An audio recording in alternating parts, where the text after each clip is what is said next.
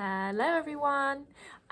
So I know that obviously we're not all at school at the moment and we would be reading a class reader had we been at school on our Friday sessions or waiting to go home. So I thought I would record myself reading it to you so it feels like a normal Friday afternoon.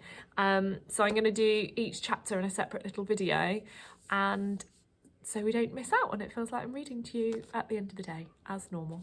So I will crack on with chapter 1 of Boy by Roald Dahl. So you've all been introduced to the beginning of this story.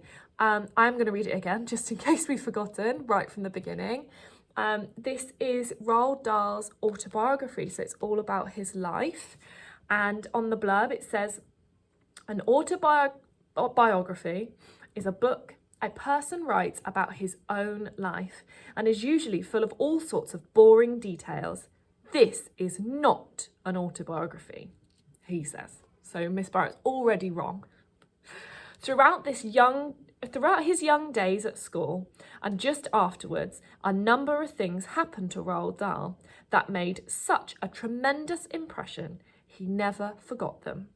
Boy is the story of Roald Dahl's childhood, tales of exciting and strange things, some funny, some frightening, all true. And it's also illustrated by Quentin Blake, who writes some of his own stories. Okay, so contents page and starting point. So I will go through the starting point to begin with.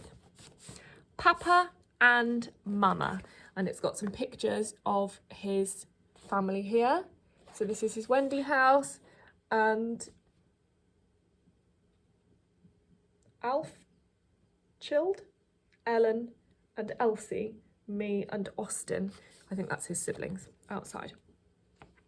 My father, Harold Dahl, was a Norwegian who came from a small town near Oslo called Sarpsborg. His own father, my grandfather, was a fairly prosperous merchant who owned a store in Sarpsborg and traded in about everything from cheese to chicken wire. I am writing these words in 1984, but this grandfather of mine was born, believe it or not, in 1820, shortly after Wellington had defeated Napoleon at Waterloo. If my granddad had been alive today, he would have been 164 years old. My father would have been 121. Both my father and my grandfather were late starters so far as children were concerned. When my father was 14, which is still more than 100 years ago, he was up on the roof of the family house replacing some loose tiles when he slipped and fell. He broke his left arm below the elbow. Somebody ran to fetch the doctor, and half an hour later, this gentleman made a majestic and drunken arrival on his horse-drawn buggy. He was so drunk that he mistook the fractured elbow for a dislocated shoulder. It says elbow, dislocated shoulder. We will soon put this back into place, he cried out, and 2 men were called off the street to help with the pulling. They were instructed to hold my father by the waist, while the doctor grabbed him by the wrist of his broken arm and shouted, "Pull, men, pull! Pull as hard as you can!" The pain must have been excruciating. The victim screamed, and his mother, who was watching the performance in horror, shouted, "Stop!" By then, the pullers had done so much damage that a splinter of bone was sticking out through the skin of the forearm. This was in 1877, and orthopaedic surgery was not what it is today. So they simply amputated the arm at the elbow, and for the rest of his life, my father had to manage with one arm. Fortunately, it was the left arm that he lost, and gradually over the years, he taught himself to do more or less anything he wanted with just the 4 fingers and thumb on his right hand.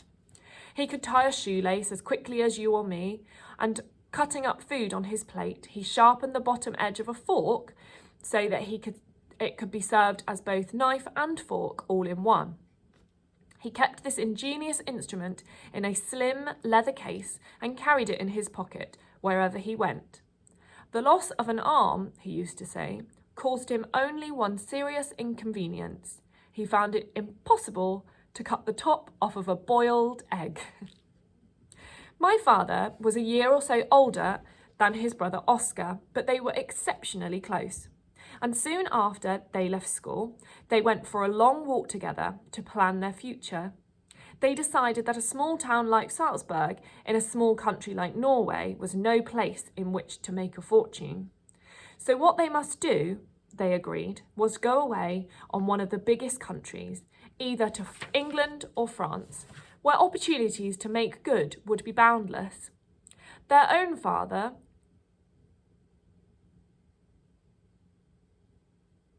an amiable giant, nearly 7 foot tall, lacked the drive and ambition of his sons, and he refused to support this tomfool idea. When he forbade them to go, they ran away from home, and somehow or other the two of them managed to work their way to France on a cargo ship. From Calais they went to Paris, and in Paris they agreed to separate because each of them wished to be independent of each other. Uncle Oscar, for some reason, headed west for La Rochelle on the Atlantic coast, while my father remained in Paris for the time being. The story of how these two brothers each started a totally separate business in different countries and how each of them made a fortune is interesting, but there is no time to tell it here except for in the briefest manner. Take my Uncle Oscar first. La Rochelle was then and still is a fishing port. By the time he was 40, he had become the wealthiest man in town. He owned a fleet of trawlers called Pêcheurs de l'Antique and a large canning factory to can sardines his trawlers brought in. He acquired a wife from a good family and a magnificent townhouse, as well as a large chateau in the country. He became a collector of Louis XV furniture, good pictures and rare books, and all these beautiful things together with the two properties are still in the family. I have not seen the chateau in the country, but I was in the La Rochelle house a couple of years ago, and it really is something. The furniture alone should be in a museum. While Uncle Oscar was bustling around in La Rochelle, his one-armed brother Harold, my own father, was not sitting on his rump doing nothing. He had met in Paris another young Norwegian called Addison, and the two of them now decided to form a partnership and become shipbrokers. A shipbroker is a person who supplies a ship with everything it needs when it comes into port: fuel and food, rope and paint, soap and towels, hammer and nails, and thousands of other tiddly little items. A shipbroker is a kind of enormous shopkeeper for ships. And by far the most important item he supplies to them is the fuel on which the ship's engines run. In those days, fuel meant only one thing. It meant coal. There was no oil-burning motor ships on the high seas at that time. All ships were steamships. And these old steamers would take on hundreds and often thousands of tons of coal in one go. To the shipbrokers, coal was black gold. My father and his newfound friend, Mr. Addison, understood all this very well. It made sense, and they told each other to set up their shipbroking business in one of the great coaling ports of Europe. Which was it to be? The answer was simple. The greatest coaling port in the world at that time was Cardiff in South Wales. So off to Cardiff they went. These two ambitious young men carrying with them little or no luggage. But my father had something more delightful than luggage. He had a wife, a young French girl called Marie, he had recently married in Paris. In Cardiff, the shipbroking firm of Addison and Dahl was set up in a single room in Bute Street. Was rented,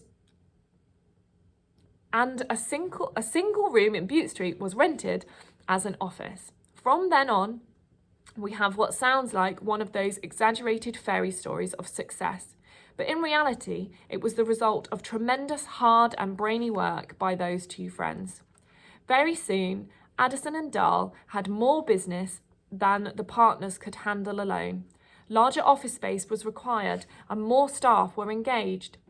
The real money then began rolling in. Within a few years, my father was able to buy a fine house in the village of Llandaff, just outside Cardiff, and there his wife Marie bore him 2 children, a girl and a boy, but tragically she died after giving birth to the second child.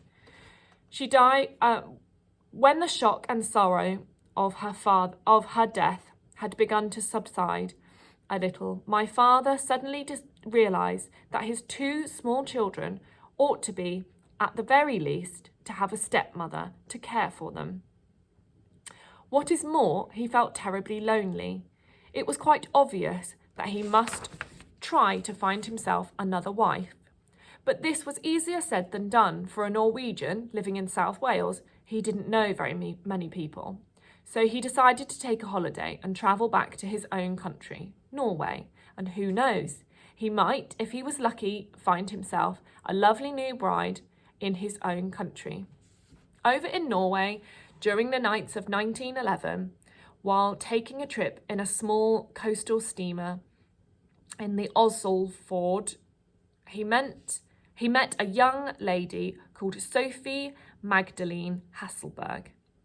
Being a fellow who knew a good thing when he saw one, he proposed to her within a week and married her soon after that. Harald Dahl took his Norwegian wife on a honeymoon in Paris, and after that back to the house in Llandaff, and the 2 of them were deeply in love and blissfully happy. And during the next 6 years, she bore him 4 children, a girl, another girl, a boy, me, and a 3rd girl.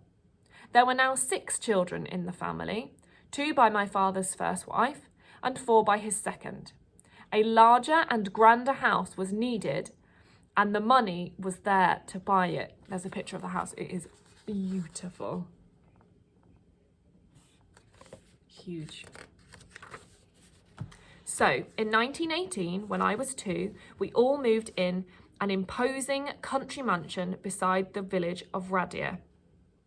About 8 miles west of Cardiff, I remember, as a mighty house with turrets on its roof and with majestic lawns and terraces all around it. There were many acres of farm and woodland and a number of cottages for the staff. Very soon, the meadows were full of milking cows, and the sties were full of pigs, and the chicken run was full of chickens. There were several massive shire horses for pulling the ploughs and hay wagons, and there was a ploughman and a cowman and a couple of gardeners, and all manner of servants in the house itself. Like his brother, Oscar in La Rochelle, Harald Dahl had made it in no uncertain manner. But what interested me most about these 2 brothers, Harald and Oscar, is this. Although they came from a simple, unsophisticated, small-town family, both of them, quite independently of one another, developed a powerful interest in beautiful things. As soon as they could afford it, they began to fill their houses with lovely paintings and fine furniture. In addition to that, my father became an expert gardener and, above all, a collector of alpine plants. My mother used to tell me how the 2 of them would go on expeditions up into the mountains of Norway, and how he would frighten her to death by climbing one-handed up steep cliff faces to reach small alpine plants growing high up on some rocky ledge. He was also an accomplished woodcarver, and most of the mirror frames in the house were his own work. So indeed was the entire mantelpiece around the fireplace in the living room. A splendid design of fruit and foliage foliage and intertwining branches carved in oak. He was a tremendous diary writer. I still have one of his many notebooks from the Great War of 1914 to 1918. Every single day during those 5 war years, he would write several pages of comment and observation about the events of the time.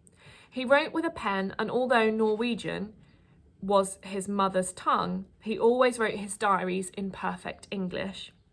He harboured a curious theory about how to develop a sense of beauty in the minds of his children. Every time my mother became pregnant, she would wait until the last 3 months of her pregnancy, and then he would announce to her that the glorious walks must begin. These glorious walks consisted of him taking her to places of great beauty in the countryside and walking with her for about an hour each day so that she could absorb the splendour of the surroundings. His theory was that if the eye of a pregnant woman was constantly observing the beauty of nature, this beauty would somehow become transmitted into the mind of the unborn baby within her womb, and that baby would grow up to be a lover of beautiful things. This was the treatment that all of his children received before they were born. So that is the opening about Mama and Papa. So I hope you join me again next time for the next chapter. Bye.